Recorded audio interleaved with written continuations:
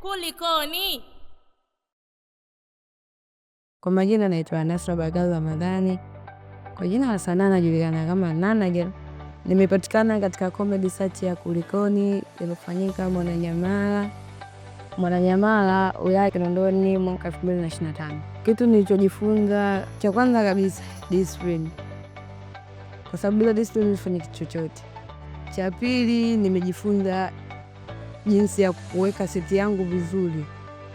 Inawezekana nilikuwa najua kuchekesha lakini nilikuwa sijui kupangilia seti. Kwa hiyo nimejifunza vizuri kupangilia seti zangu. Ilikuwa bora zaidi mimi kwangu ninavyojiona, yani kitu kilichobaki ni kidogo sana, yani kama kuzidisha confidence kwenye stage, ushikaji wa mic kidogo, na body, yani body language.